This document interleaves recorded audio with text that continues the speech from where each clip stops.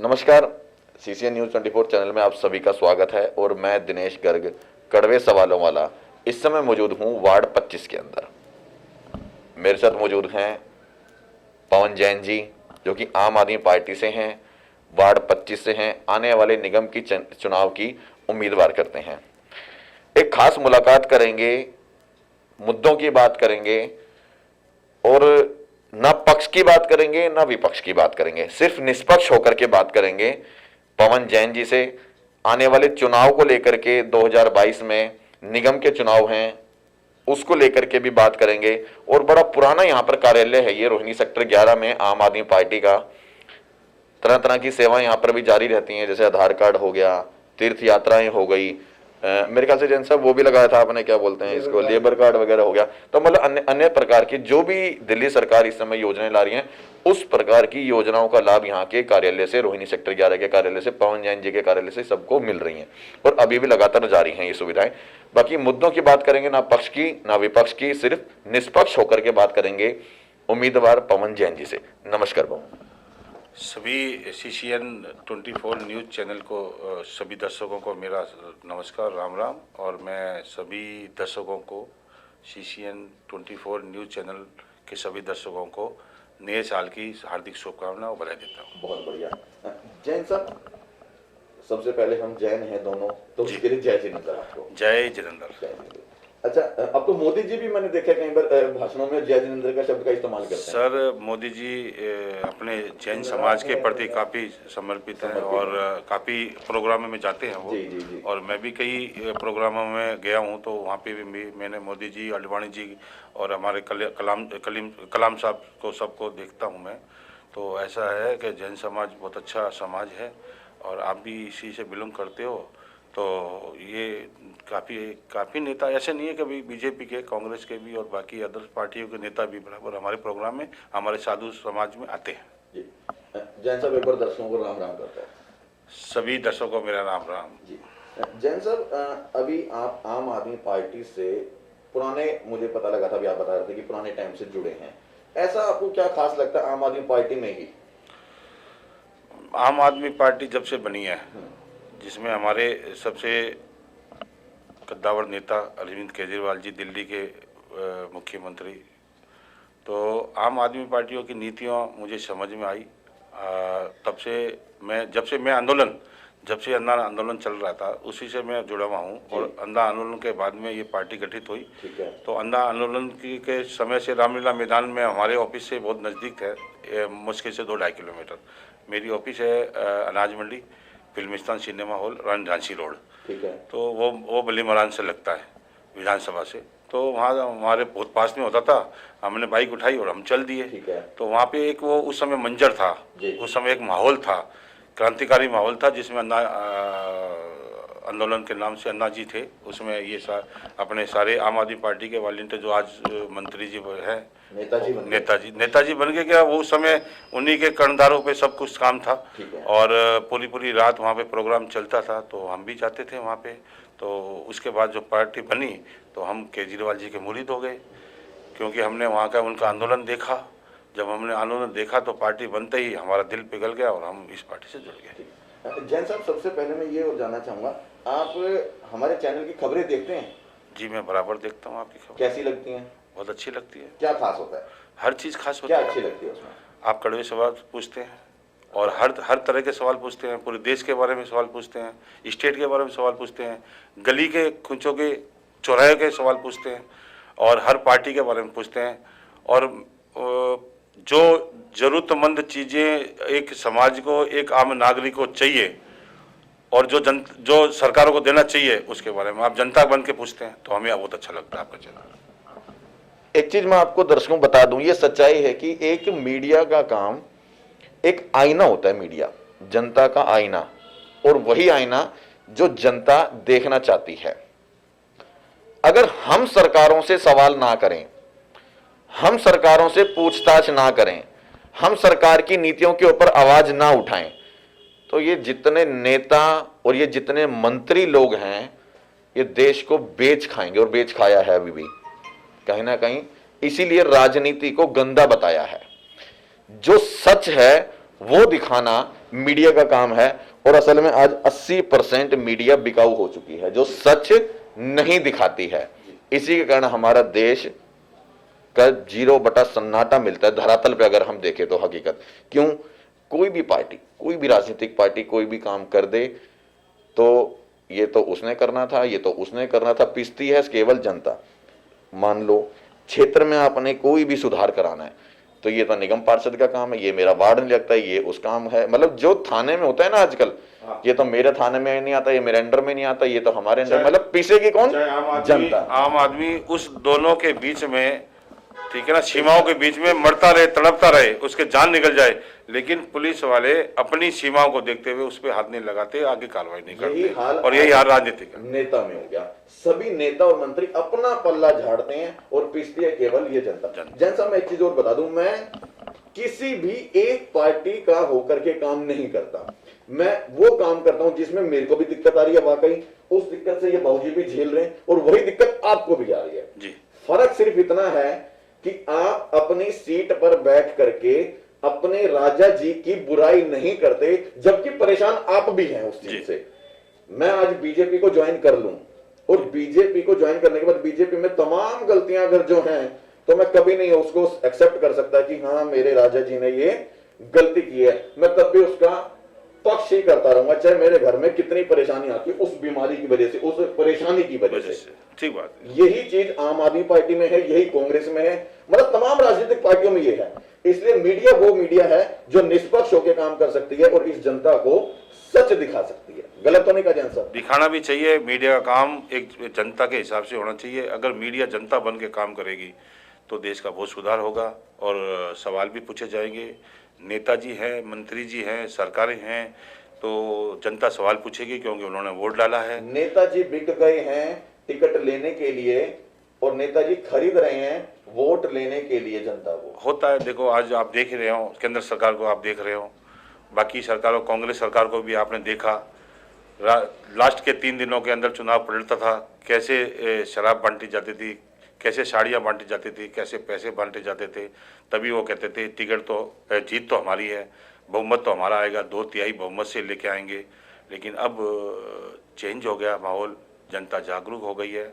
और भी जागरूक होने की गुंजाइश है और भी जागरूक होना चाहिए, क्योंकि एक ये नैतिक अधिकार है एक आम आदमी का, आम देश के नागरिक का, कि वो सोच समझ के वोट डाले। शिक्षित लोगों को, कर्मठ लोगों को, ईमानदार लोगों को वोट डाले, जिससे क्या है एक अच्छी सरकार स्टेट में आई।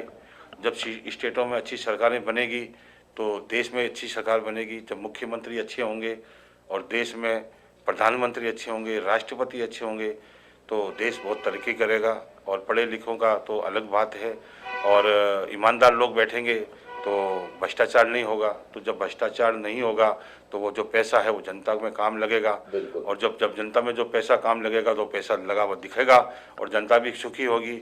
हमारा गरीब प्रधान देश है, हमारा किसान प्रधान देश है, हमारा ऐसे चित्र प्रधान देश है। तो इसमें शिक्षा के स्तर भी बहुत नीचे है और हमारा किसान भी बहुत बड़ा रोल निभा रहे हैं इस देश के अंदर। और हमारा शिक्षा का लेवल तो है ही है, गरीबी बहुत है हमारे देश के अंदर। मैं जैन साहब जितने भी उम्मीदवारों के इंटरव्यू करे हैं वो आपने भी देखे हैं, मुझे लग रहा है तमाम इंटरव्यूज आप देख रहे हो और कहीं ना कहीं आपने मुझे बताया कि मैं देख रहा हूँ और मुझे पसंद भी आ रहे हैं जी। इंटरव्यू करने के बाद कुछ लोग, वो व्यक्ति स्वयं नहीं बोलता मेरे को कि जिसका मैंने इंटरव्यू करा, कुछ लोग ऐसा बताते हैं कि दिनेश गर्ग ने कड़वे सवाल करके नेताजी को फंसा दिया, नेताजी से जबरदस्ती कहलवा दिया। क्या ऐसा होता है क्या? सर ऐसा है, मीडिया का काम है नेताजी से सवाल पूछना, नेताजी से जवाब मांगना, एक जनता बन के क्वेश्चन पूछना। तो देखो मीडिया तो सारे सवाल पूछेगी और उनका नैतिक अधिकार भी है। नहीं, मेरा पूछने का मतलब है क्या मैं जबरदस्ती कहलवाता हूं? नहीं, जबरदस्ती आप क्यों कहलवाओगे? आपका काम है क्वेश्चन पूछना। जो चीज आपको दिखाई धरातल पे होते हुए नहीं दिख रही है तो आपको क्वेश्चन तो पूछोगे, चाहे वो निगम पार्षद हो, चाहे वो एमएलए हो, चाहे एमपी हो, या केंद्र की सरकार हो, और चाहे निगम की सरकार हो, चाहे प्रदेश की सरकार। असल में क्या है, हमारे लोगों का काम क्या होता है मीडिया का, कि हम जनता को वो चेहरा जो अपने आप को जनप्रतिनिधि बनाना चाहते हैं, कि हम निगम के चुनाव में तैयारी कर रहे हैं, हम विधायक की तैयारी कर रहे हैं, हम मुख्यमंत्री की तैयारी कर रहे हैं, हम चाहे प्रधानमंत्री की तैयारी करें, लेकिन जनता भांप तो ले कि वो है कैसा चेहरा, वो हमारी सेवा कर पाएगा या नहीं कर पाएगा, या वो व्यक्ति हमारे काबिल क्षेत्र के काबिल विकास के लिए है भी या नहीं। क्योंकि विकास विकास विकास विकास आने वाला था और वो विकास आज तक आया नहीं, बिल्कुल नहीं आया। विकास के नाम पे देश को ठगा गया है।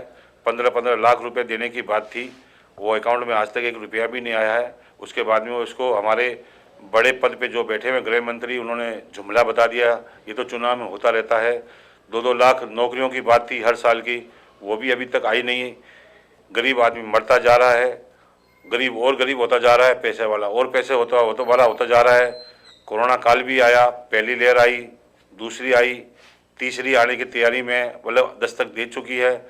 लोगों के बहुत बुरा हाल है और नौकरियां छूट गई है लोगों की, और कारोबार ठप पड़ गया है। आपको ये भी पता है, व्यापार नहीं चल रहे हैं, देश की स्थिति हालत ख़राब है।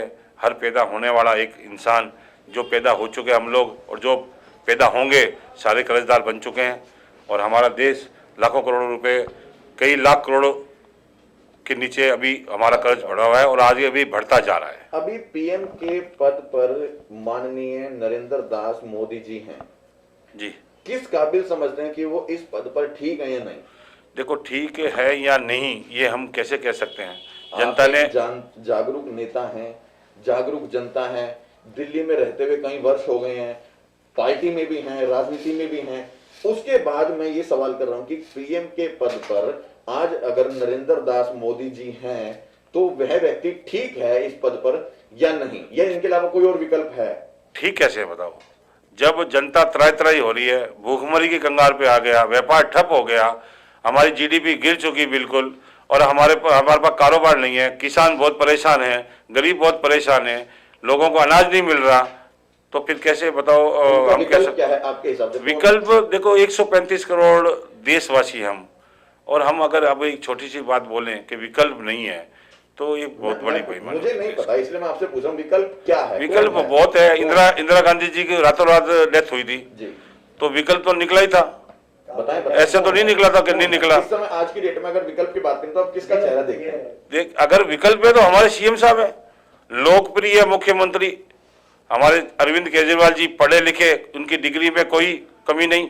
मोदी जी ने आज तक डिग्री नहीं बताई। राहुल जी भी देखो पढ़े लिखे, उनकी डिग्री में कोई कमी नहीं। लेकिन राहुल जी ने अपनी काबिलियत कहां दिखाई है जो हमारे सीएम साहब ने दिखा दी।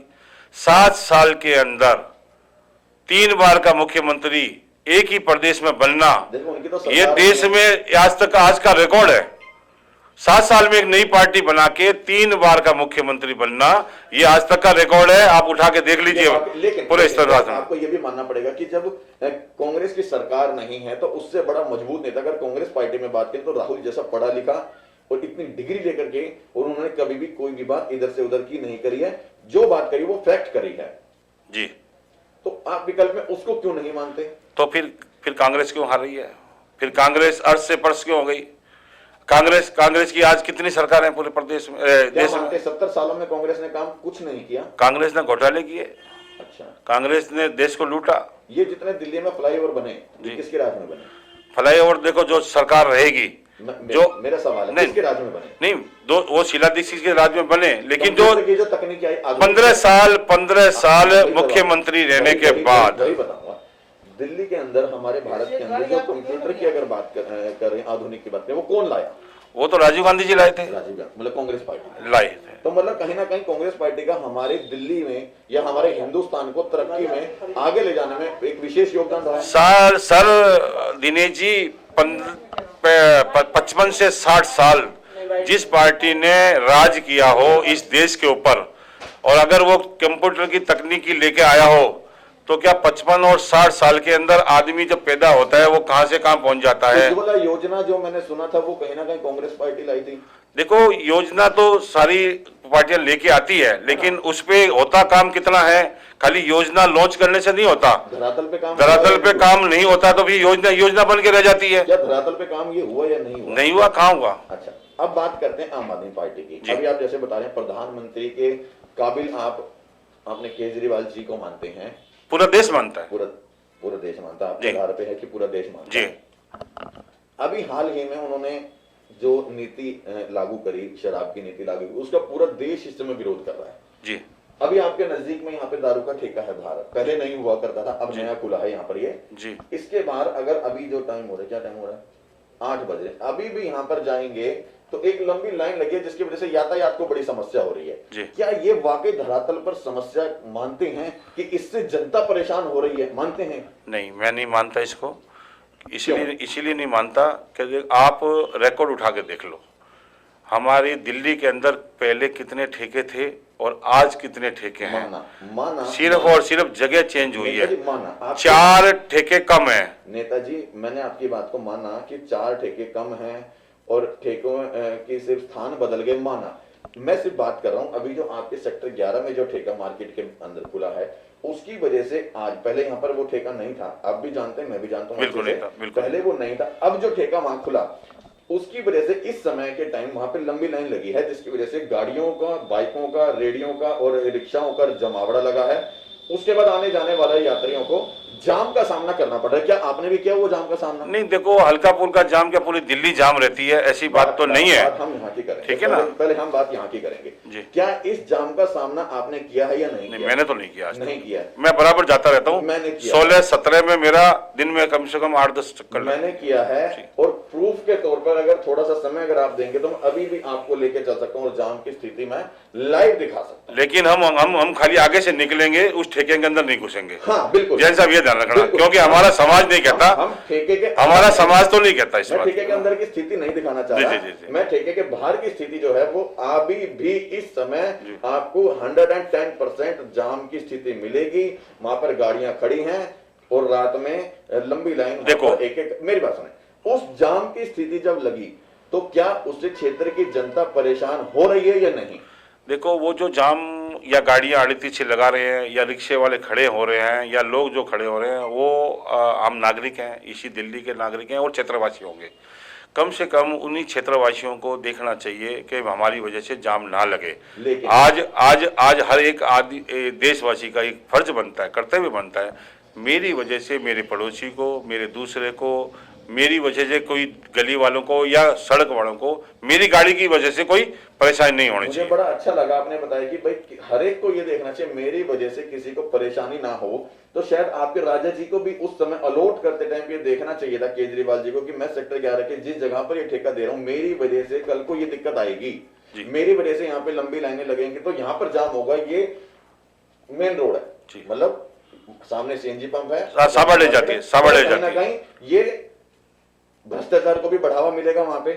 माना यहाँ पर अच्छे लोग रहते हैं सेक्टर 11 में, अच्छे पढ़े लिखे शिक्षित लोग हैं, लेकिन उसकी वजह से वहां पर जो पीने वाले हैं, रिक्शा, रेडी, तमाम जो खड़े हैं वो तो पढ़े लिखे नहीं है, वहां से आने जाने वाले यात्रियों को भी दिक्कत हो रही है, जाम का सामना करना पड़ रहा है। और कल को वहां पर इस तरह की स्नैचिंग और इस टाइप के भी मतलब वारदातें, क्योंकि सामने जापानीज पार्क है और यहाँ पर भी कई बार घटनाएं सामने पहले भी सुनने में और आपको भी नजर आएंगी। तो कहीं ना कहीं ये ठीक है या गलत है यहाँ पर ये जो ठेका है? जैन साहब, आपके माध्यम से, आपके चैनल के माध्यम से आज मुझे मालूम पड़ा है इसका जाम का। तो आम आदमी पार्टी का ऑफिस 20/22 नंबर सेक्टर 11 में विधायक श्री महेंद्र लोयल, दिल्ली के नंबर 1 विधायक के आशीर्वाद से और उनके उद्घाटन किया हुआ है 14 जनवरी 2021 को।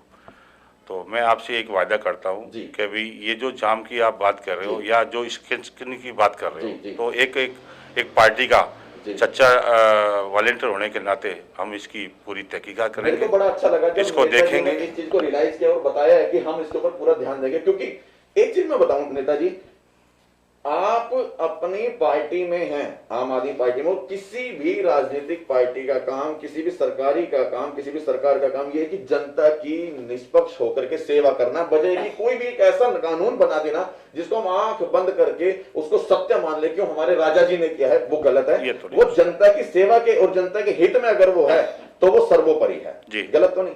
इसलिए कहीं ना ठेके खोलो, मैं ठेके का विरोध इस चीज में नहीं करें कि ठेके बंद कर दो, क्योंकि कहीं ना कहीं रिवेन्यू भी सरकार को चाहिए, लेकिन अगर ऐसी जगह खोलें ताकि वो जनता को समस्या ना हो और दूसरा वहां पे कोई विरोध ना करे। जी, आपके माध्यम से हमें ये खबर मिली है तो हम और हमारी टीम सेक्टर 11 टीम आम आदमी पार्टी की, हम इसमें पूरा संज्ञान लेंगे और वहाँ पे देखेंगे क्या स्थिति है और उसको जल्दी इसका बहाल करने की कोशिश करेंगे। मैं आपको एक वीडियो दिखाना चाहूंगा जी, तुमने अपने मोबाइल से बनाई थी मेरे को। मैं आपको एक वीडियो जो है लाइव चल रहा है, मैं दिखाऊंगा आपको कि ठेकों पे क्या स्थिति है इस समय। हाँ? नहीं, तुमने वहां की वीडियो बनाई थी।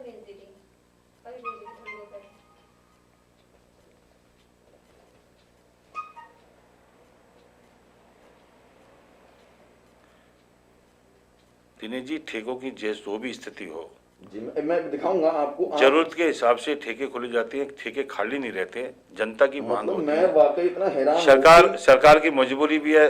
कई शहरों, कई स्टेट में शराबबंदी भी हुई है, उसका कितना घोर विरोध भी हुआ है, आपने ये भी देखा होगा। बिल्कुल, मैं देख रहा हूँ उस चीज को कि विरोध हो रहा है और होना भी चाहिए, लेकिन वो स्थिति देख करके अगर आपका दिल और दिमाग ये ना कहे कि वाकई ये हालात है इन ठेकों के ऊपर, तो मुझे कहना, जनता को कहना, मैं दिखाऊंगा। वो दिनेश जी आप ठीक कह रहे हो, मतलब मैं पर्सनली सिस्टम सरकार बनाती है, फॉलो जनता को करना होता है।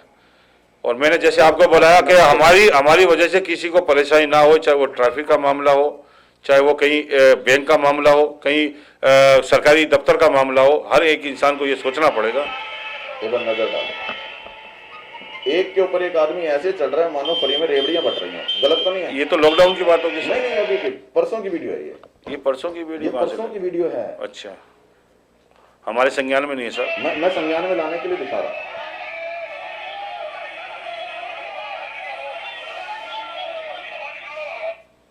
ये देखो, नजर डालो, दोबारा आएगा।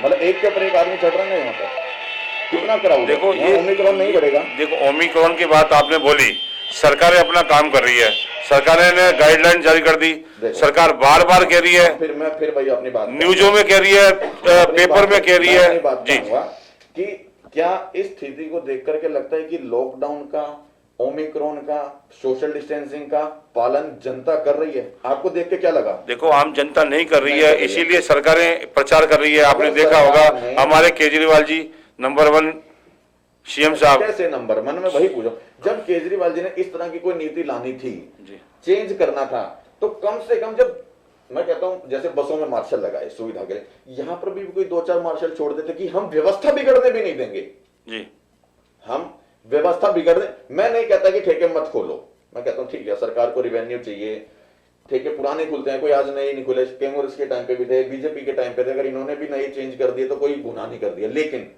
उसकी एक व्यवस्था तो बनाते ना। यहाँ पे जाम ना होता लंबा, वहां पर धक्का मुक्की ना होती है एक दूसरे के ऊपर, ऐसा भी कुछ सिस्टम बनाना चाहिए। ये बहुत अच्छा सुझाव है आपका जी, और मैं आपका दिनेश जी, आपका मैं बहुत समर्थन करता हूँ इस बात का कि ठीक है ठेके खोल रहे हैं, लेकिन सिस्टम बनना चाहिए वहाँ पे जैसे आपने गार्ड की बात बोली, गार्ड होने से वहाँ पे सिस्टम बन जाएगा, तो जो भी हुदड़बाजी है वो हुदड़ नहीं कर पाएंगे, ठीक है ना, हो अल्लाह नहीं होगा, और ट्रैफिक का भी सिस्टम बन जाएगा। तो आपकी बात, सिर्फ रिवेन्यू भर इकट्ठा करने के उसमें सिर्फ एक नियम और कायदा बना देना चाहिए, उसके ऊपर पूरी बात भी करनी चाहिए कि इस समय दिल्ली की हालात हो क्या गई है, ये नीति चेंज करने देने माता। जहां शराब के ठेके पहले सजावट नहीं हुआ करते थे, लेकिन मॉडर्न आधुनिक ठेके बन गए हैं ये, और इन आधुनिक ठेकों के बाद आधुनिक जनता कितनी आधुनिक तरीके से परेशान हो रही है। समय तो चेंज हुआ है दिनेश जी, समय तो चेंज हुआ है, आपके अंदर भी बदलाव आया, बहुत हमारे अंदर भी बदलाव आया, पहनावे में बदलाव आया है, आप भी महंगी महंगी गाड़ियों में घूमते हैं, ठीक है ना, और मैं साइकिल में चलता हूँ। मेरे पास तो आज भी वही टूटी फूटी गाड़ी नहीं सर, देख तो बदलाव तो आया है, मानते हो ना? मेरी गाड़ी वही आज भी। अच्छा, ये मैं एक क्वेश्चन कर लूँ आपसे, ये बदलाव क्यों, कैसे आया बताओ? ये जो बदलाव कहाँ है? नहीं, आप नहीं, आप में नहीं, पूरी हिंदुस्तान के नागरिकों में बदलाव आया है पहले से।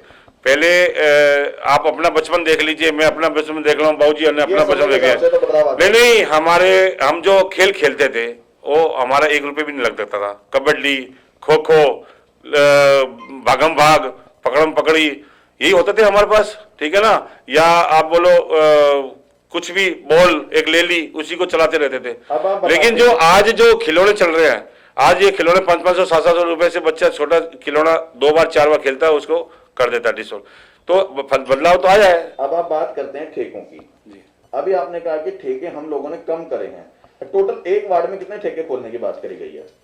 देखो इसकी तो मुझे पूरी नॉलेज है, बताऊं मैं आपको। अच्छा, अभी लेकिन मुझे ये पता है कि पहले जो जितने ठेके थे उसमें से 4 ठेके हमारी सरकार में कम है। अभी इन लोगों ने कितने ठेके एक वार्ड की बात करी है, दिल्ली सरकार ने कितने ठेके का एक वार्ड में कितने होने चाहिए, कितने होने चाहिए, कितने हो सकते हैं, कितने परमिशन है?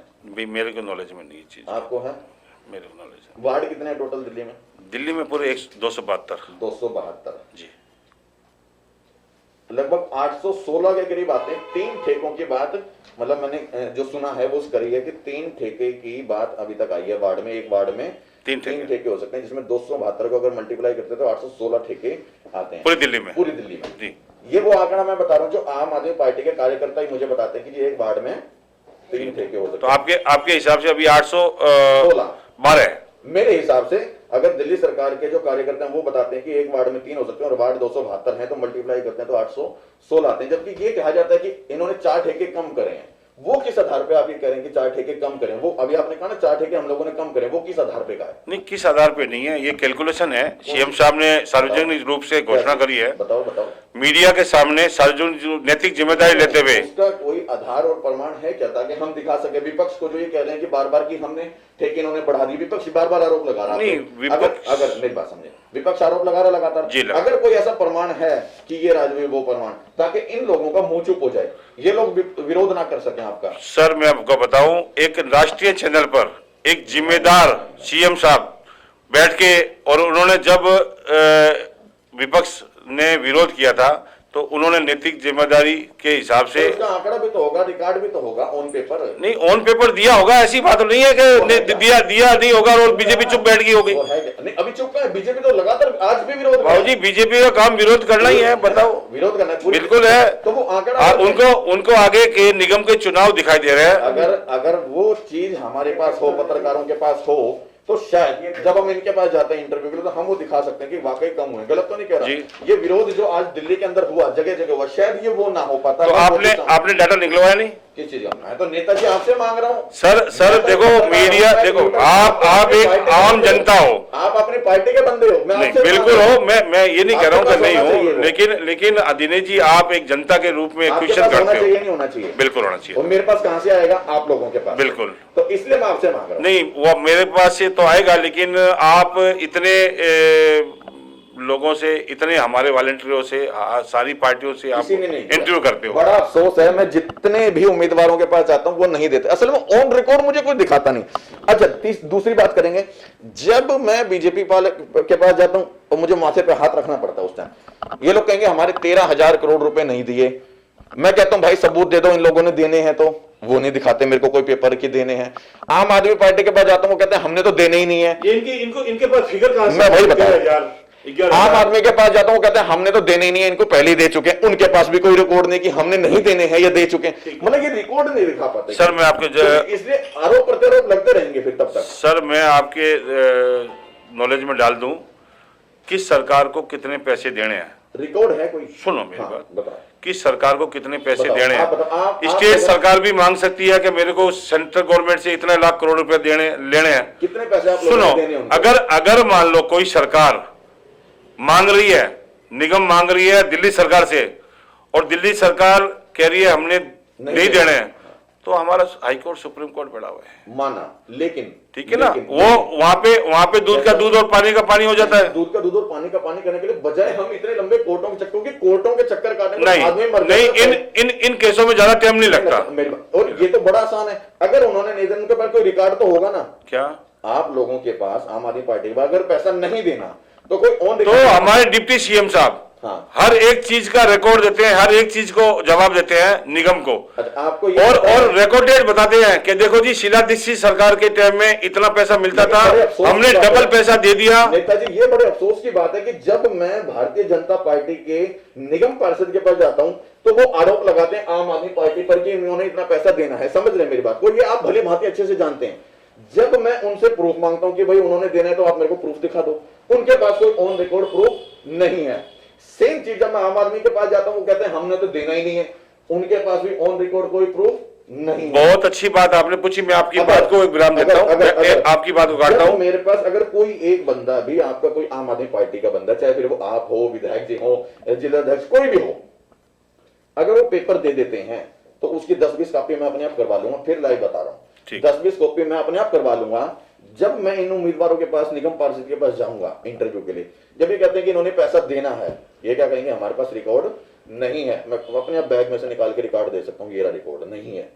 गलत तो नहीं? रिकॉर्ड आप मांग रहे हो, लेकिन राष्ट्रीय चैनल के रूप में जिम्मेदार एक डिप्टी सीएम दिल्ली का, वो तो मोदी जी भी राष्ट्रीय चैनल पे आके मेरी बात तो सुनो। नहीं, वो हम जुम्मेवारी वाली बात नहीं करते।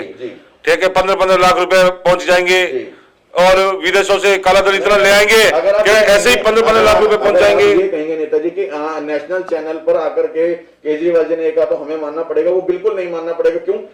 नेशनल चैनल पे आकर हमारे भारत के मोदी जी भी बहुत कुछ बोल गए थे, लेकिन जरूरी नहीं है वो पूरा हुआ। इसलिए अगर वो पेपर पे हो तो शायद हम उस चीज के ऊपर बात कर सकते हैं, उस चीज का प्रमाण दिखा सकते हैं जनता को भी और विपक्ष को भी।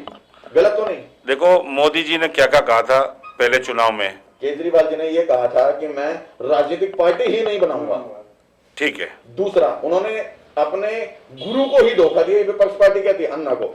तो इसलिए हम नेशनल चैनल की बात पहले मैं आपके पहले क्वेश्चन का जवाब दे देता हूं कि मैं पार्टी ही नहीं बनाऊंगा। हाँ, कहा था नहीं कहा था? आपको पता है केजरीवाल जी ने कहा था नहीं कहा था? सुनो। अच्छा ये बताओ, कहा था अनशन पर बैठे थे केजरीवाल जी? कहा था नहीं कहा था? ये मेरी बात तो सुनो, ये तो बताओ। जवाब बताऊं? बिल्कुल कहा था क्या कि भाई हम, मैं राजनीतिक पार्टी नहीं बनाऊंगा, ये मानते हैं? सुनो सही, फिर भी बनाई। सुनो। उसके बाद में वो धरने पे बैठे, भूख हड़ताल भी करी।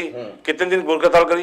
कितने दिन आप बता दीजिए? मेरे को एक दिन नहीं पता, बता दो। 15 दिन। ठीक है। 15 दिन भूखे रहे, ठंडी, बिल्कुल ठंड के अंदर, कड़कड़ाती ठंड के अंदर बैठे रहे। और किसी भी, उस समय सरकार, केंद्र सरकार कौन थी? कांग्रेस की सरकार थी। उन्होंने कोई सुध नहीं ली।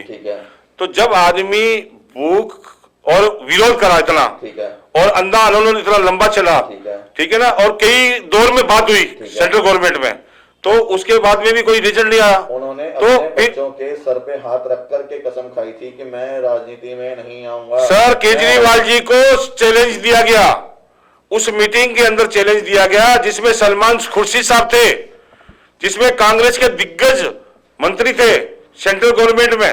उस टाइम पे उसमें उन्होंने बोला अगर आपको आना है तो चुनाव में आइए, हम आपको दिखाते हैं कि आप कितने अपना ओहदा रखते हैं, तो वो चुनाव में जीत के आइए, पार्टी बनाइए, तब हम दिखाएंगे आपको। वो बच्चों की कसम कहां चली गई?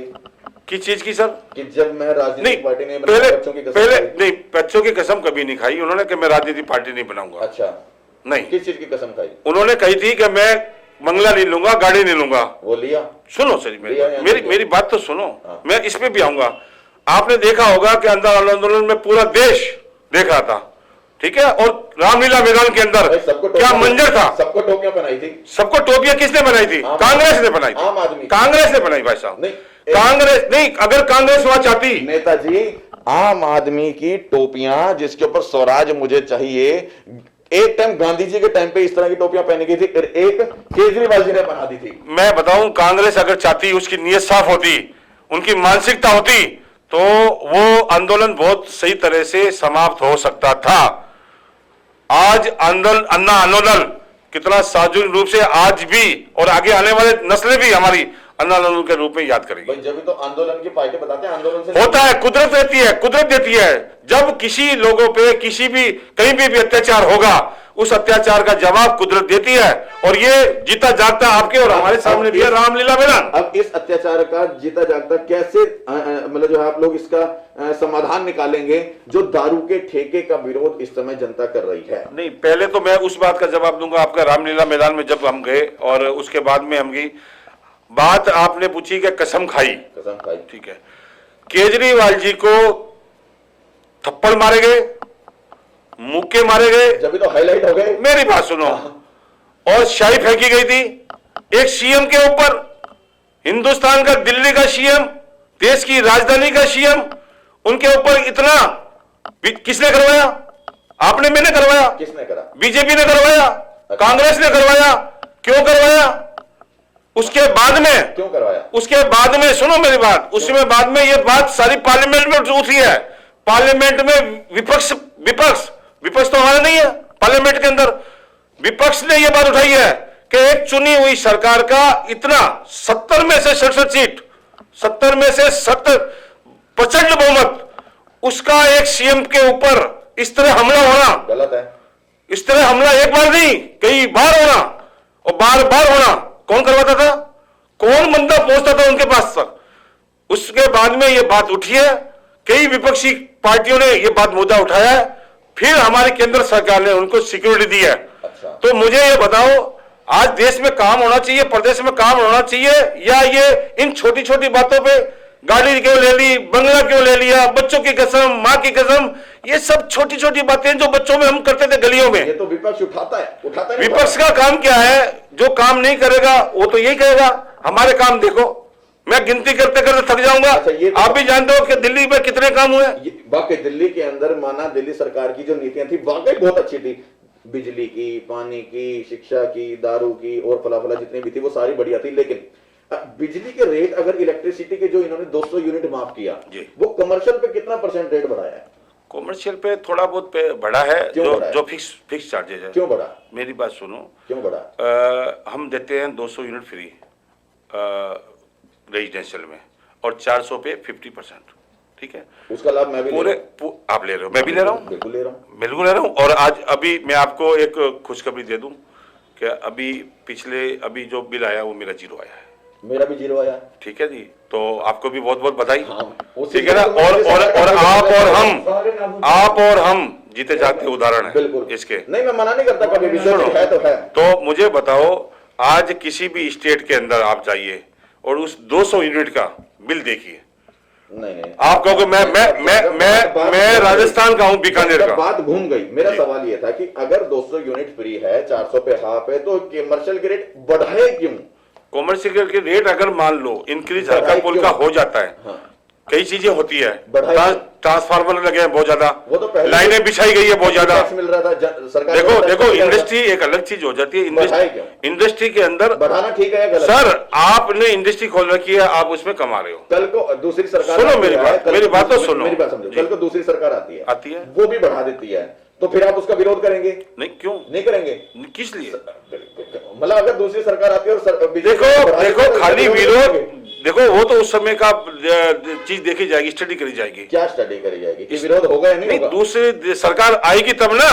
अभी तो 30-35 साल भूल जाओ दिल्ली को। आप ये देखो, ये कोई प्रमाण नहीं है कि भूल जाओ या नहीं। अगर मैं इसलिए कह रहा हूं, अगर दूसरी सरकार आ जाती है और वो किसी भी चीज के रेट बढ़ा देती है, तो क्या उसका विरोध करेंगे या नहीं करेंगे? नहीं, अगर की बात तो अलग अगर है। आज हम काम कर रहे हैं, हाँ। हमने जनता को तो नहीं हमने जनता को इतना हमने जनता को इतना हर एक चीज में, ठीक है ना, फ्री दिया। क्या चीज? दारू? ठीक, देखो दारू फ्री नहीं दी हमने। अच्छा, बिजली फ्री दी, पानी फ्री। रेट क्यों बढ़ाए? एक मिनट, पानी फ्री, रेट क्यों बढ़ाए? पानी फ्री। सुनो, शिक्षा के अंदर सुधार देखो, आप जो करें मैं सारी चीज एक्सेप्ट कर रहा हूं। स्वास्थ्य के अंदर सुधार देखो, सब कुछ ठीक है, लेकिन रेट, बसें बहनों के लिए फ्री, रेट क्यों बढ़ाए? मोहल्ला क्लिनिक, रेट क्यों बढ़ाए? आप ये देख सकते हो, हमारे यहाँ मुख्यमंत्री तीर्थ यात्रा योजना, ये सारी चीजें ठीक है, रेट क्यों बढ़ाए? रेट मैंने अभी क्या बोला? मैंने अभी आपको क्या बोला कि देखो इंडस्ट्री के अंदर हमारे रेट बढ़ाना ठीक है। नहीं, देखो मेरी बात सुनो, इंडस्ट्री के अंदर इतना काम हुआ, अभी इतने ट्रांसफार्मर लगे हैं, इतनी केबलें नहीं बिछी है। इसका मतलब उनसे पैसा लेकर के नहीं, ऐसा उनका पैसा दिल्ली की अब 200 यूनिट जा रही है।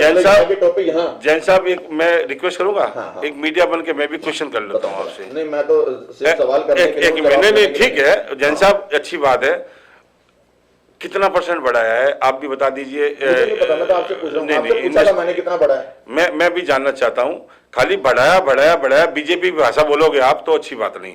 आप ये बताइए कि इंडस्ट्री के अंदर बिल्कुल गलत है। आप ये बिल्कुल गलत कह के कि मैं बीजेपी की भाषा बोल रहा हूँ। मैं बिल्कुल निष्पक्ष बात कर रहा हूँ और आप ये कहोगे कि बीजेपी की भाषा बोल रहे तो बिल्कुल गलत कर। मैं पूछ रहा हूँ, अगर आपको पता है तो बता दो, नहीं पता तो कोई बात नहीं, मेरे को नहीं पता। कितना बढ़ा? देखो फिक्स चार्ज बढ़े हैं। कितना? मेरे ख्याल से 10-12% मुश्किल से। तो वो बढ़ाना ठीक है या गलत है? नहीं, देखो अगर मान लो मैं भी एक फैक्ट्री वाला हूँ और मेरे पास भी इंडस्ट्री है, तो वो एक ना के बराबर का इंक्रीज हुआ है।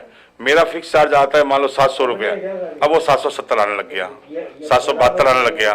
तो उसको इंक्रीमेंट बढ़ा है या इतना बढ़ा है ये नहीं कह सकते, ठीक है ना।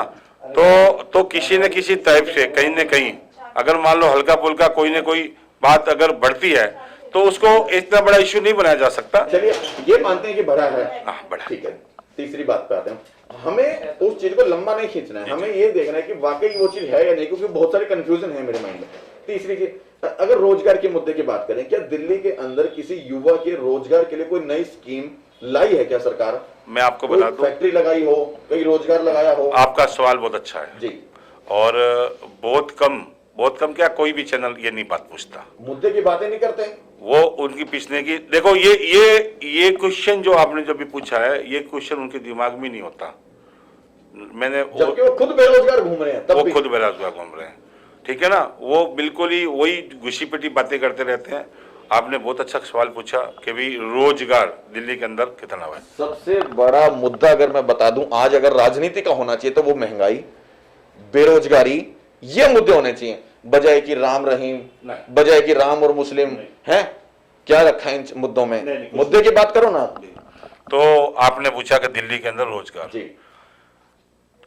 दिनेश जी, मैं आपके माध्यम से ये बात बोलना चाहता हूं कि दिल्ली पूर्ण राज्य का दर्जा नहीं है, आज तक नहीं मिल पाया जो शुरू से मांगते आ रहे हैं। ठीक है, और हर एक फाइल हमारे एलजी साहब रोक लेते हैं, सारे काम रोक लेते हैं, ठीक है, सीसीटीवी कैमरे वाला भी रोक लिया, डोर स्टेप डिलीवरी वाला, सारे जितने भी हमारे बिल्कुल एंड टाइम पे जो फाइनल फाइल होने वाली होती है वहां पे हमारी रुक जाती है। और आपको ये भी पता होगा कि हमारे सीएम साहब, डिप्टी सीएम साहब एलजी हाउस के अंदर ही धरना देके बैठ गए थे। मतलब सिर्फ शराब के ठेके पे रोकने लगा? नहीं, शराब के ठेके मैं आपको कह रहा हूँ 4 कम है, एक बार रिकॉर्ड के हिसाब से 4 कम है। सिर्फ उसका सुनो आपने अपनी शॉप का यहाँ से स्थानांतरित करके वहां ले गए, तो मालिक तो आप ही हैं।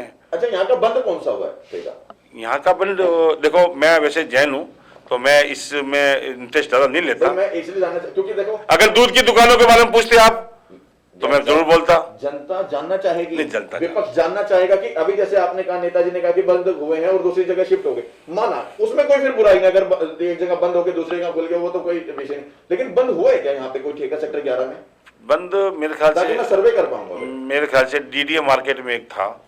कौन सी में? सेक्टर 11 में, इसी में जी, वो उसमें था, उसमें डीडीए मार्केट जो पीछे हमारे डॉक्टर अनिल जैन वाले टाइम पहले था, क्राइम ब्रांच के पास। क्राइम ब्रांच के पास। कितने टाइम पहले था वो अभी जो वापस अलॉट हुआ है उससे पहले तक वहाँ था, मतलब लॉकडाउन तक था वो, उसके बाद में हमें नॉलेज नहीं। उसके बाद वो बंद हो गया या अभी चल रहा है? पहले से भी नॉलेज नहीं थी हमारी। तो अभी वो बंद है, चल रहा है? अभी वो शायद बंद है, तो एक बार मैं कंफर्म कर लूंगा, अगर वो शायद बंद है, वो जगह प्रॉपर थी वैसे, शायद बंद है। क्राइम ब्रांच के पास थी तो प्रॉपर थी वो जगह ठीक है। मतलब मेन रोड पे तो होने ही नहीं चाहिए, मेन रोड पे नहीं। देखो बाबूजी भी इस चीज का विरोध कर रहे हैं।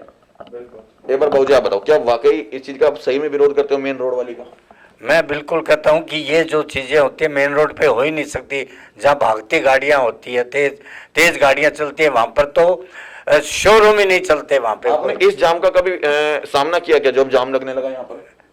मैंने तो इसका जाम का क्या, मैं तो बहुत बातों के विरुद्ध हूँ, लेकिन मैं आपके चैनल पर नहीं कह सकता। नहीं, मैं बाबूजी ये पूछा था, जैसे यहाँ पर जो ठेका खुला है अभी मेन रोड पे, मैं क्या और बात कह रहा हूँ आपको, जी सुनो जी आप। जी जी जी कि ये जो मेन रोड है इसके पास में जो जापानी पार्क है वो एक गलत पार्क है, वहाँ पे बहुत गलत एक्टिविटी होती है। उसके पास तो वैसे ही शराब के ठेके नहीं होने चाहिए उस रोड। अच्छा, वाकई मेरे को अच्छा लगा आपने इस चीज को बताया। मैं आऊंगा जैन साहब, एक सेकंड, जापानीज बार में क्या होता है? एक सेकंड, मैं वही बताऊंगा ये जैन बातें साहब। कुछ बातें तो भाई जो साहब, होती है समझ जाती है। बाबूजी मैं दूसरी चीज ये पूछा था, जो अभी ये ठेका खुला है, हाँ। और मैंने कई बार अक्सर ये नोटिस किया कि इसकी वजह से जाम लगता है, क्या आपने भी देखा है? हाँ, जाम लगता है, तो मेरा जाम लगे वो तो लगता है, मेरा मतलब ये है कि बड़े भारी एक्सीडेंट जोन बन जाएंगे, संभावना क्या होंगे मेन रोड के ऊपर, भागती रोड के ऊपर कभी भी भीड़ वाली जगह होनी नहीं चाहिए जहां पर लोगों को लाइनें लगे।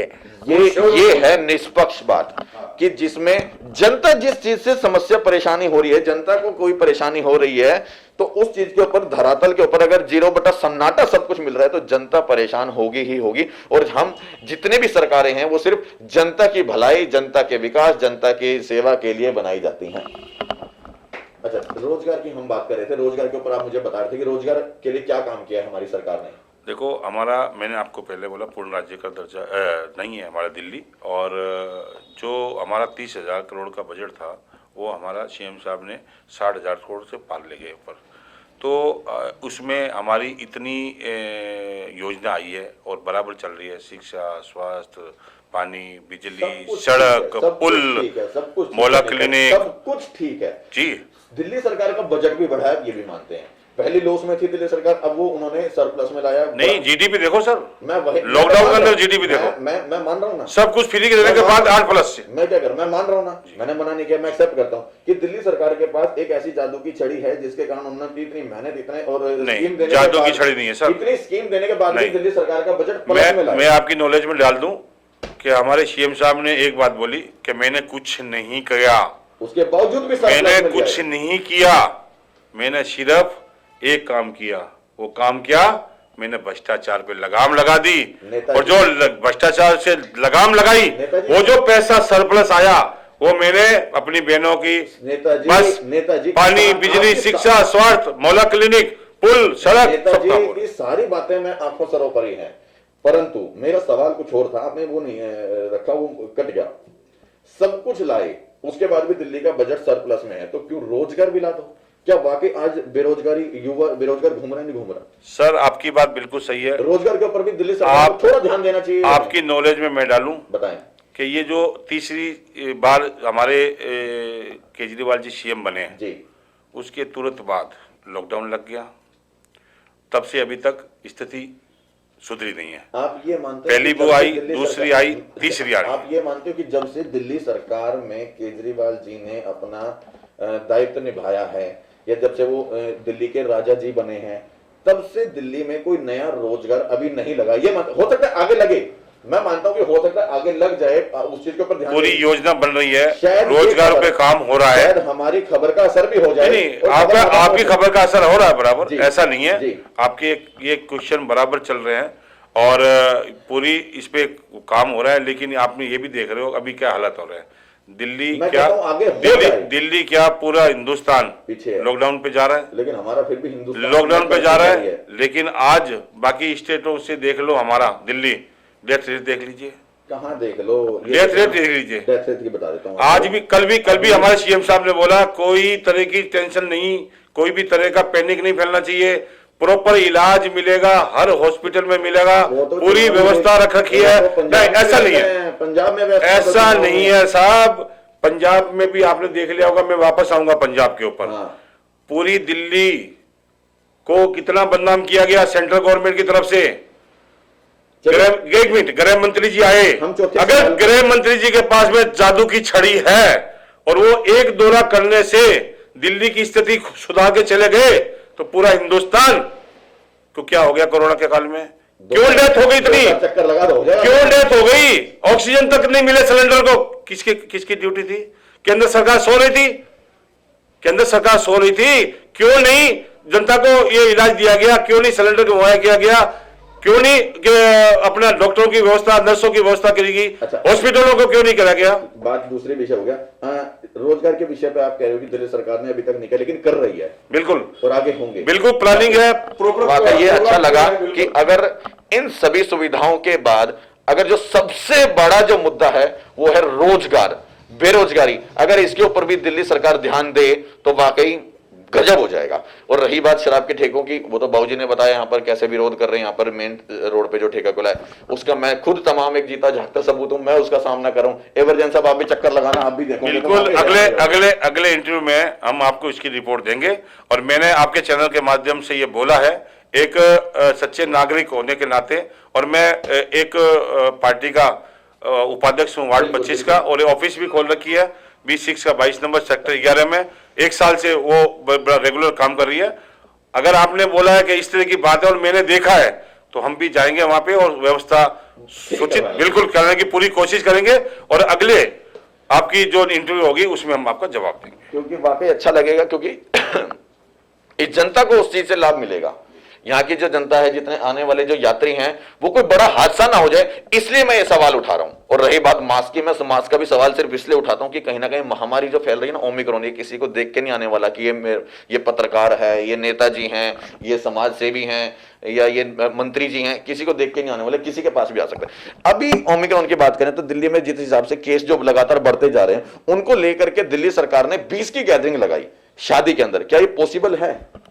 पॉसिबल तो नहीं है। दूसरी चीज, अभी जब बेस की गैदरिंग की बात करी है तो यहाँ पे ठेकों के ऊपर लंबी लंबी लाइन लग जाती हैं, तो वो क्या पॉसिबल है? वहां पे 20 आदमी ही होंगे। 20 आदमी तो मुझे लगता है वहां के अंदर की जो स्टाफ है वही मिलाकर के 10-5 आदमी हो जाएंगे, तो 5-7 आदमी। नहीं सर, ऐसी नहीं है, छोटी छोटी दुकानें होती है ठेकों की, बड़े बड़े शोरूम कहाँ से होने लगे, ये कोई मॉल वाले बात तो नहीं है। बाकी आप जो कह रहे हो तो ठीक है, होना बड़ा इम्पॉसिबल है। 20 की गैदरिंग इम्पॉसिबल है। तीसरी चीज, लेकिन ये जो अभी ओमिक्रॉन आया है, ये बहुत डेंजर बता रहे हैं। उसके बावजूद ही तो कह रहा हूँ 20 की तो हो ही नहीं सकती। आप मैंने सर जैन साहब पहले भी बोला था कि अभी सरकारें, ये तो खेल है। सरकारों ने हमें एहतियात बरतने के लिए बोला, खेल है, लेकिन आम जनता इसका पालन नहीं करेगी। नेताजी, जब ऐसी चीज हमें पता है कि वो पॉसिबल ही नहीं है, शादी में 20 लोग होंगे, वो पॉसिबल ही नहीं है, फिर ऐसी चीज कह दो या तो संपूर्ण इज्तिमा में शादियां नहीं होंगी। मेरी बात समझो जी, ये कह देना शादी तो कर लो लेकिन 20 आदमी होंगे, अरे 20 से होगा ही नहीं, तो वो 20 के 40 अपने 50 अपने आप होंगे, उससे कम होना नहीं है, तो फिर वहां चलान कटने आ जाएंगे।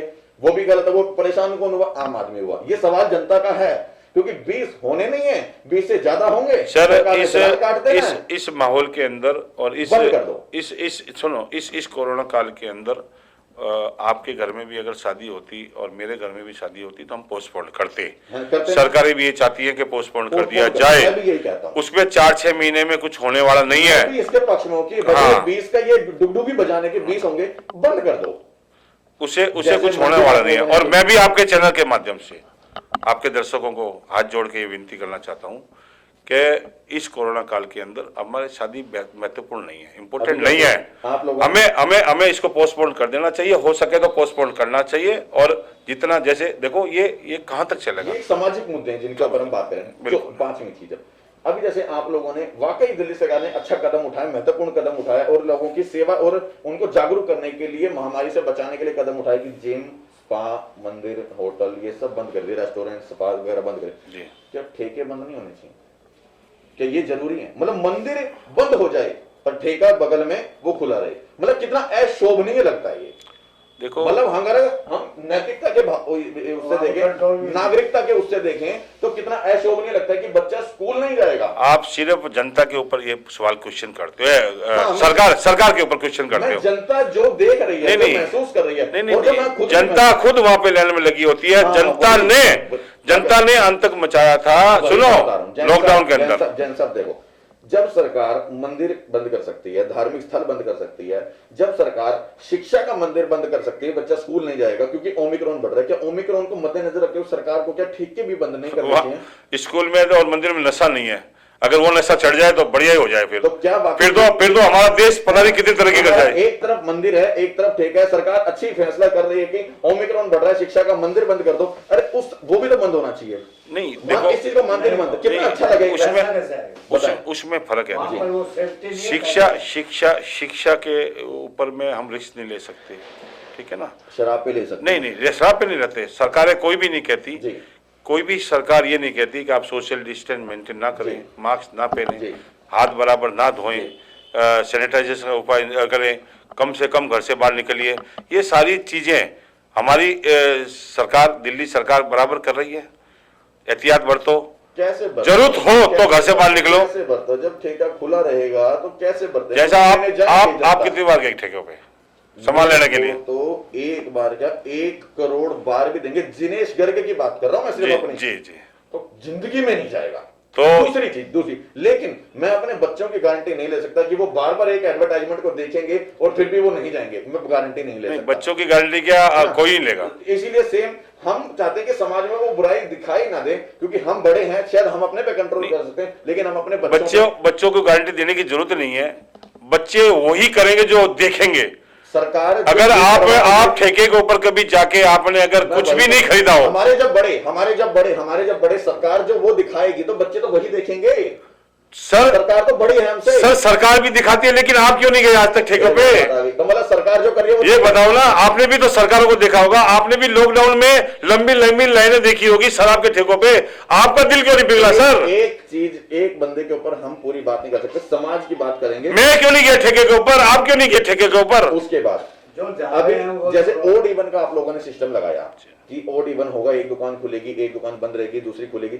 अभी मैं देख रहा था कल परसों मेरे पास एक व्हाट्सएप पे था, 50,000 रुपए का जुर्माना एक मार्केट के अंदर करोल बाग में एक व्यापारी की दुकान पर, उसने अगर दुकान खोल दी गलती से और वो रियलाइज कर रहा है उस चीज को, बंद कर देता हूं मैं और मेरे से गलती से अगर रह गई तो 50,000 रुपए का जुर्माना कर देना, क्या ये ठीक है? नहीं देखो, ये बात में फर्क होगा, आपके पास पूरी जानकारी पुख्ता में जानकारी रसीद नहीं है, होगी। उसकी रसीद है नहीं 50,000 नहीं, 50,000 की तो होगी, लेकिन आजकल लोग क्या कहते हैं, मैं तो मोदी मेरा ये है, अमित शाह मेरा ये है, तू मेरा क्या बिगाड़ लेगा, मेरा MP ये है, मैं तेरे को देख लूंगा, मेरा कांग्रेस का लीडर इतना बड़ा है। माना, सुनो, चैलेंज करते हैं, माना, सुनो, अफसरों पे गाली गलौज भद्दी व्यवहार करते हैं, हाथ उठाते हैं, मारपीट करने की नौबत आ जाती है, गोली निकाल दूंगा, उड़ा दूंगा। तो देखो, अफसर तो अपना अफसर काम करता है, कोई भी अफसर ये नहीं चाहता कि भी मैं बेफिजूली किसी की हाई लूं। अभी मुझे ये पता लगा रहा उसी मार्केट में अन्य दुकानदारों का, व्यापारी भाइयों का 2,000 रुपए का चालान काट के उसका 50,000 का, तो ये गलत है या ठीक है? ऐसी स्थिति में तो दिनेश जी, आप भी देखो, इतने बड़े फील्ड में घूमते हो और बहुत अच्छी इंटरव्यू लेते हो, तो चलो अच्छा, आपने हमारे काम को सराहा, बहुत नहीं, सराहने की बात नहीं है, जो चीज है वो है, जो बराबर हम देखते हैं। तो आपका जो न्यूज चैनल है वो जो क्वेश्चन पूछता है वो हर एक चैनल नहीं पूछ सकता, नहीं पूछता है। तो मैं आपके माध्यम से बोलता हूं कि कोई न कोई वहां पे जो 50,000 का चालान कटा है, कोई न कोई बात हुई है, उस बंदे ने, उस व्यापारी ने, उस दलाली ने कोई न कोई उसको चैलेंज किया होगा, कर कुछ मेरा बिगाड़, मैं देखता हूं तेरे को, वाकई गलत है ये, ठीक है ना? गलत है। तो बताओ, आप उस जगह पे होते आप क्या करते? आप नैतिक जिम्मेदारी अपनी निभाते नहीं निभाते, लेकिन नुकसान तो आप भी नहीं करना चाहते थे उसका, लेकिन जब आपकी कॉलर पे हाथ डाला जाए तो फिर आप भी तो अपनी ताकत दिखाओगे, नहीं दिखाओगे? मेरा लास्ट सवाल है, इंटरव्यू लंबा ना हो जी, जाए, यही खत्म कर, अभी पंजाब की बात रह गई है, क्योंकि चंडीगढ़। लास्ट सवाल मेरा ये है आपसे अब कि अभी हाल में जैसे 20 की गैदरिंग करी है, तो क्या ये वीकली मार्केट खुली है? अभी इसके ऊपर पूर्णतः से प्रतिबंध लगाया है या नहीं लगाया? मुझे पता नहीं, मैं पूछ रहा हूँ जी। अभी तक इसका पूर्णतः प्रतिबंध नहीं लगाया है। नहीं और लगाया, नहीं लगाया, और तो क्या- केस के बारे में क्या जैसे जैसे दिल्ली सरकार, मेरी बात वो जोन लगाती चली जाएगी, बंद कर, नहीं, दिल्ली सरकार बिल्कुल नजर बनाए हुए हैं, हमारे स्वास्थ्य मंत्री जी बिल्कुल नजर बनाए हुए हैं। ये तो सबकी ये नजर बनाए रखना, जब सबको दिखाई दे रहा है, हम वीकली मार्केट ओपन करेंगे, 20 से ज्यादा तो दुकानदार हो गए, मतलब जो दिखाई दे रहा है उसके ऊपर कैसे, मतलब साइंटिफिक या मैथमेटिक्स बाद में जोड़ेंगे? 20 से ज्यादा तो दुकानदार हो गए। मैं आपकी बात एक बता दूं, आपकी सवाल बहुत अच्छा है कि वीकली मार्केट, दिनेश जी आपको पता होगा, वीकली मार्केट में सारा नीचे तबके का लोग, बिल्कुल ठीक है ना? बिल्कुल, जरूर। और आज इस लॉकडाउन के अंदर 2 साल से ऊपर हो गया, सबसे ज्यादा उसी को मार पड़ी है, बिल्कुल, सबसे ज्यादा बर्बाद, सबसे ज्यादा ओमिक्रॉन बढ़ेगा नहीं वहां पे? सरकार अगर राशन दे रही है तो क्या सिर्फ राशन से ही परिवार चल जाता है आपका मेरा? वाकई ये बात बिल्कुल सही है कि जब सरकारें जो राशन देने के नाम पर पे अपना एहसान जता रही हैं कि हम राशन भिजवा रहे हैं, पर सिर्फ राशन से, चाहे वो दिल्ली सरकार है, केंद्र सरकार है या कोई भी सरकार है, सिर्फ राशन से गुजारा वाकई नहीं होता। हम लोगों को रोजगार भी चाहिए। अच्छा, रोजगार नहीं चाहिए, बाकी तो और भी तो खर्चे हैं, सारी चीजें, कपड़े भी चाहिए, सब कुछ चाहिए, पढ़ाई भी चाहिए, है ना? क्या ये ओमिक्रॉन बढ़ेगा नहीं यहाँ पर कि जहाँ पर वीकली मार्केट अगर ऐसे, इसका भी कुछ सिस्टम होना चाहिए था? नहीं, सिस्टम है, सरकार की पूरी प्लानिंग है। जैसे ही अभी तक दिल्ली के अंदर बढ़ रहे हैं, डेली केस बढ़ रहे हैं, लेकिन डेथ की रेशियो बेशक कम है। हमारे सीएम साहब ने बोला हुआ है, सुनो, पुख्ता इंतजाम है, ठीक है ना, और पूरा ट्रीटमेंट मिल रहा है और पूरा हमने मैनेजमेंट कर रखा है। केस बढ़ रहे हैं, मैं आपकी बात पे सहमत हूं, लेकिन जब तक पैनिक कहां फैलता है? जहां डेथ बढ़ती है, पैनिक वहां नहीं फैलता तो केस होता है। आपको हुआ, मेरे को हुआ, कोई दिक्कत नहीं है, हमारे को अगर प्रॉपर ट्रीटमेंट मिल रहा है तो और भी तो बीमारी चलती है। क्या हम आज तक पैनिक हुए हैं? क्या हमने ट्रीटमेंट नहीं कराए? कहना चाह रहा हूं, क्या दिल्ली सरकार को इस विषय पर, जैसे वीकली मार्केट है, जबकि हम सबको पता है कि देखो, कोई भी सरकार कोई भी नियम लागू करती है तो बड़ा सोच समझ के करती है। उन्होंने देखा कि कहीं ना कहीं स्कूल में बच्चों को हो सकता है, कॉलेज में बड़ों को हो सकता है, जिम स्पा में लोगों को हो सकता है, तो कहीं ना कहीं जब यहाँ पे पूर्णतः प्रतिबंध लगाया, उसमें और उसमें बहुत फर्क है। मैं बताऊंगा, जिम में आप भी हाथ लगाते हो, मैं भी हाथ लगाता हूँ, वही बताऊंगा। वीकली मार्केट में जब वहां पर खूब भीड़ लगती है तो उसका भी एक नया नियम ऐसा बना दिया जाता कि ओड इवेंट का बना देते, या ये बना देते कि भाई इतने बजे से इतने बजे तक ही होगा, कुछ ना कुछ ऐसा नहीं नहीं होगा। सर देखो वीकली मार्केट में तो नीचे फुटपाथ पे बैठते सारे, वहाँ पर वहाँ पे नहीं वहाँ पे ओल्ड इवेंट कहाँ काम आएगा? ओल्ड इवेंट तो प्रॉपर जो मार्केट होते हैं उसमें काम आता मतलब यहाँ है, पर जिसमें कोई- सुनो यहाँ नियम की जरूरत उसमें नहीं थी। एसोसिएशन होती हैं। तो यहाँ पर नियम की जरूरत नहीं थी। नहीं, नियम की जरूरत है, नियम की जरूरत तो आप यहाँ पे आए हो तो आप भी नियम पालन कर रहे हो। देखो मास्क लगा रखा है आपने आपने भी प्रॉपर, लगा रखा है। एक बार भी नीचे नहीं उतरा। उतरने नहीं दूंगा। आपने सुनो, आप आते ही मेरे से सैनिटाइजेशन लिया आपने, ठीक है ना? लिया नहीं लिया? तो मैं आप वही कहना चाह रहा हूं, अगर वीकली मार्केट में भी कुछ ऐसा नियम लगा देते ताकि ये मुद्दा, या क्योंकि वहां पर सबसे ज्यादा इस समय चांस है बढ़ने के, आपके पीछे भी मार्केट लगती है वीकली, और उस मैं कल गया भी हूँ मार्केट। सफर आपने भी देखा होगा कि अभी भी भीड़ है मार्केट सर में। पहले से बहुत फर्क है।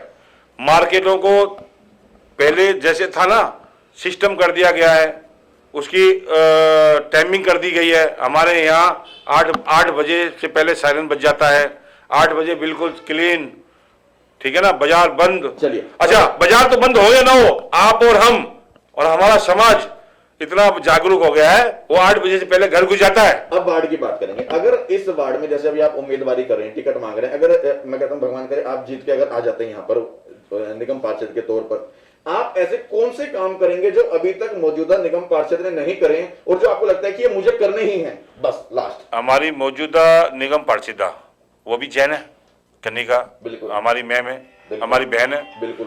तो कन्निका जैन जी ने क्या काम किए हैं मैंने तो कभी देखा नहीं है। ठीक है।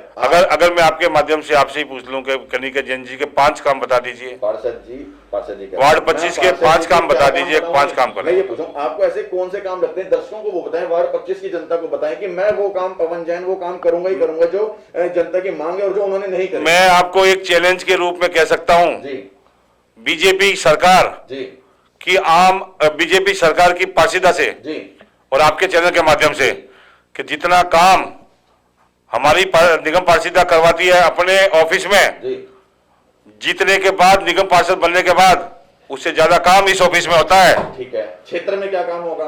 क्षेत्र में हम सारे काम कराएंगे जो हमारे अधिकार क्षेत्र में आते हैं। जैसे हमारे हमारे नंबर 1 विधायक, पैसे लेना लेंटर के मतलब ही नहीं है नहीं लोगे भाई साहब। ये आपकी ये ऑफिस चल रही है, आपने कभी, आप इतनी बार आते हो, किसी एक सज्जन ने बोला होगा 1 रुपया भी यहाँ पे क्या उसने अपने काम के लिए दिया हो? कल को लेंटर के पैसे किसी लोगे? नहीं, 1 मिनट, लेटर को छोड़ो। अच्छा। आप इस ऑफिस में बताइए, 20 शिक्षा 22 नंबर सेक्टर 11 आम आदमी पार्टी कार्यालय, पवन जैन देख रहा है इसको।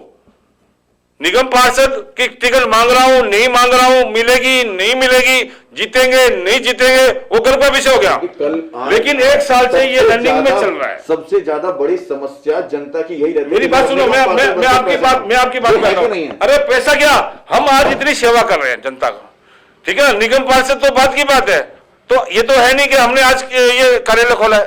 1 साल से ये रनिंग में, विधायक जी ने आशीर्वाद दिया, विधायक महेंद्र गोयल जी ने यहाँ पे फीता काटा, और तब से ये काम हो रहा है। इतने कैंप लग रहे हैं हमारे पास। मैं क्या कह रहा हूँ, सीधी सीधी बात, निगम पार्षद बनने के बाद सारे काम करेंगे, पैसे लोगे या नहीं लोगे? कुछ भी नहीं लेंगे, ईमानदारी से काम करेंगे। दूसरी चीज शॉर्ट में बात रखेंगे, पैसे नहीं लेंगे, जनता देख रही है क्योंकि ऑन रिकॉर्ड है। जी, जी, कल को जी। अगर होता है तो हम सवाल कर सकते हैं। जी बिल्कुल आपका राइट है, अधिकार है। और क्षेत्र में ऐसे कौन से काम है जो आप करवाएंगे? हम देखो, जो मैं आपकी नॉलेज में डाल दूं कि जैसे हमारा निगम, जैसे हमारी दिल्ली है, दिल्ली में 3 तरह के स्कूल हैं, 3 तरह के पार्क हैं, निगम के स्कूल हैं, ठीक है, 3 तरह के हॉस्पिटल हैं, ठीक है ना? ठीक है। और नाले 2 तरह के ठीक हैं, है। जो कुछ नाले एमसीडी में आते हैं, कुछ नाले दिल्ली सरकार के अंदर आते हैं।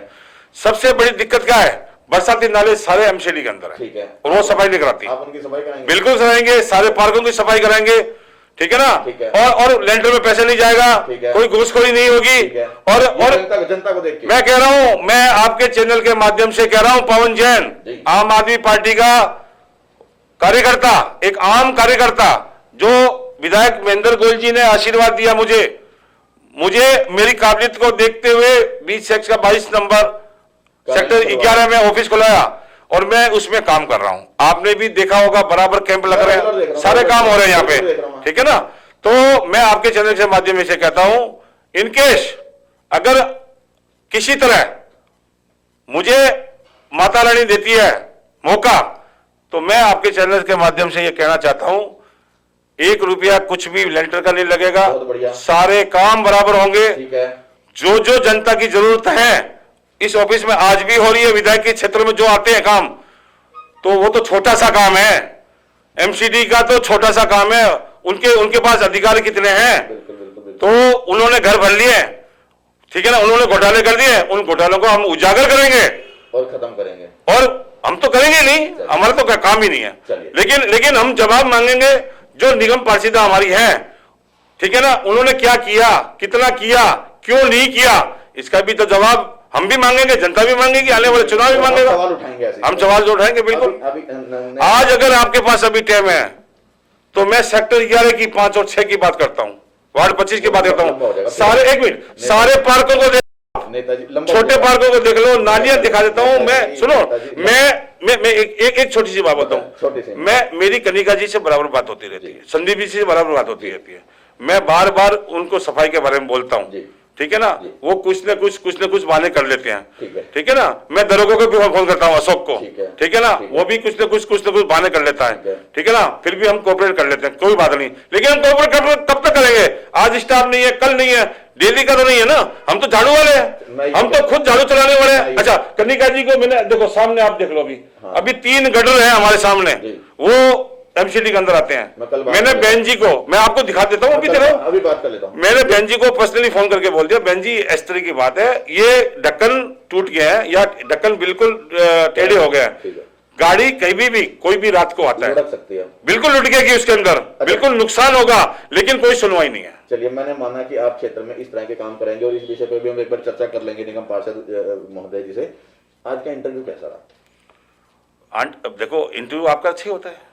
आपका इंटरव्यू कब खराब हुआ? क्योंकि जब आप कड़वे सवाल पूछते हो, जनता के मुद्दे के सवाल पूछते हो, जनता बन के सवाल पूछते हो, मैं तो उसी को चैनल मानता हूं। और उसमें आप दिनेश भाई तो सीसीएन न्यूज चैनल तो बराबर पूछता ही है। और देखो, आपका पूछने का फर्ज बनता है और हमारा जवाब देने का फर्ज बनता है, ठीक है ना।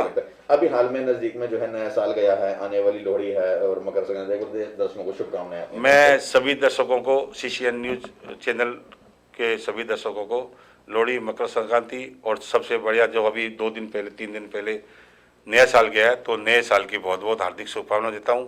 सबके परिवार में सबकी खुशियां आए, सब माता रानी माँ भगवती सबकी मनोकामनाएं पूरी करे और हमारा जो अभी देश में जो कोरोना जो चल रहा है वो जल्दी से जल्दी यहाँ से विदाई ले ले और हम वापसी करें और अच्छे से अच्छा हमारा जो बाकी समय है वो चलता जाए और हम खुशहाल चाहते हैं, अच्छा भारत चाहते हैं, खुशहाल भारत चाहते हैं।